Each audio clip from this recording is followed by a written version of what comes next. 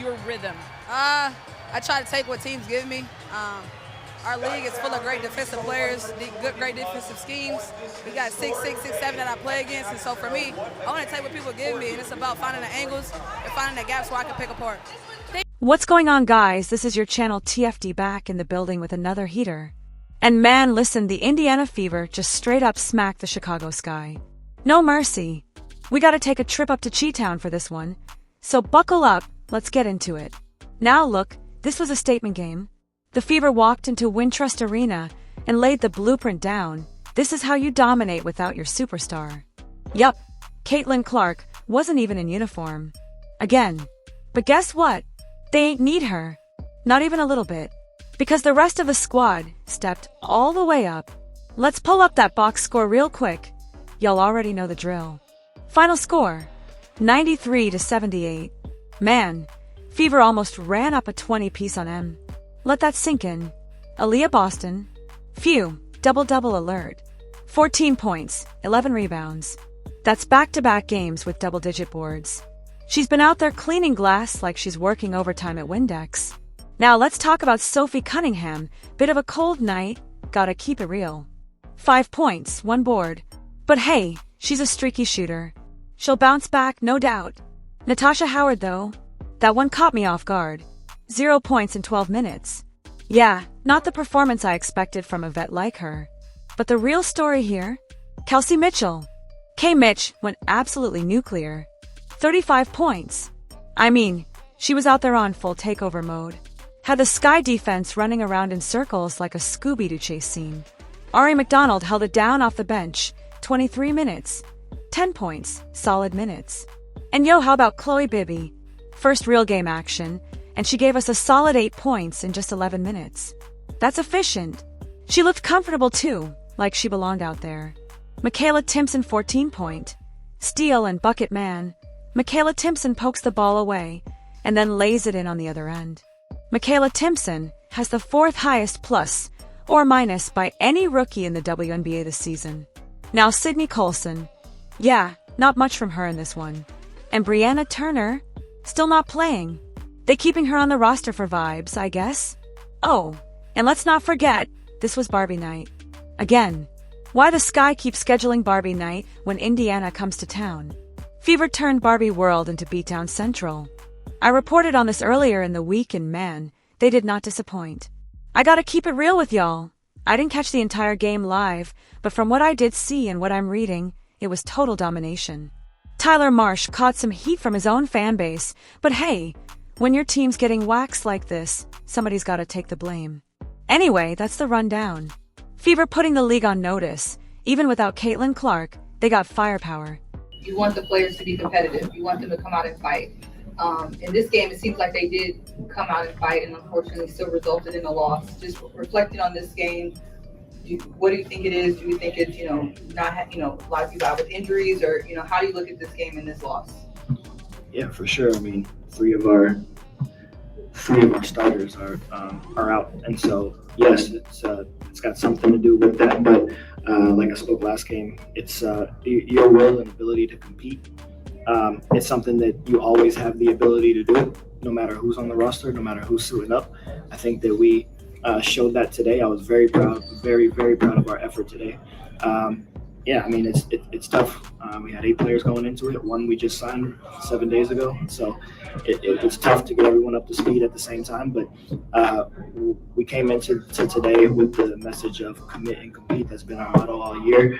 I thought we did that today. Carly. We've talked about turnovers a lot here, basically the whole season, but outside of the turnovers, you've also allowed a lot of the points off of turnovers. What are things that you can do defensively to, at least when you do give up the ball, you can at least limit scoring opportunities that happen against any opponent, and then tonight against Indiana? I don't think all turnovers are created equal. I think that the ones that hurt you are those live ball turnovers that put your defense in a tough situation to get back, and against a team that has such speedy guards as Indiana does, puts a lot of pressure on your transition defense, and especially with the makeup of our roster, we play a little bit bigger than other teams, and so we can be a little vulnerable in transition at times if we're not taking care of the ball. So it starts there. I thought our half-court defense was decent at times, and we played a ton of zone today, and at times it was good and at times it wasn't. But I think for the most part we executed what we wanted to do, with the exception of that first quarter. I thought we played 3 quarters of really tough basketball, and so again, pleased with the effort today. Second round, right? Coach, we saw a lot of fight from your team today, especially in that second half. To start off, you ended up getting the game to a 2-point score. Can you just talk about, with 5 players out, what your team did today and just the effort that they gave from everybody who got on the floor? Yeah, I think games like today, as a fan, you're always going to look at the final result. I think as a coach and as a player and any internal part of the organization, you learn to be proud of efforts like these, especially in a season that's been tough. And so one thing about us is we're not going to give up. And so that's been the messaging. We want to continue to stay together. We know what the odds are in terms of the injuries that we face and things like that, but we still get paid to do a job. We from the staff to the players. And so from that standpoint, and with the understanding of doing our job and helping the person next to them do their job, that's part of the togetherness and the culture that we want to continue to create here in Chicago. Go back to Brian. Coach Timpson, she brought a lot, I thought, energy off the bench. Just want to get your assessment on just her play today. Yeah, I mean, she's an effort and energy and a hustle player, has been that since her years in college. And, she's growing with more and more confidence. The more valuable minutes that she gets with Indiana, just like I feel like Maddie is doing with us. And so, she's a rookie, but she's someone that's she'll be around this league for a while. She's finding her niche, and they're finding minutes to insert her in those lineups, and they're valuable minutes. And so she's getting great experience over there, and she played extremely well tonight. Katie, second round, middle. You brought Maddie Westbrook in the first quarter today. What has the process been of kind of building trust with her as a rookie to the point where now you're comfortable bringing her in the first quarter? Yeah, I think it's been the typical learning curves of a rookie, but at the same time, her and Haley have both been thrown into the fire, maybe a little bit sooner than they anticipated, but they've handled those challenges well.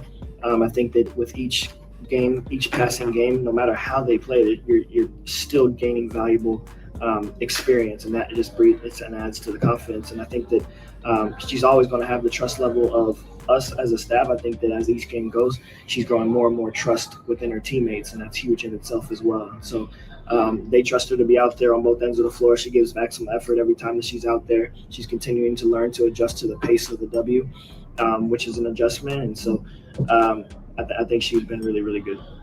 Ricky. First play of the game, you drew up a dribble handoff for Camilla.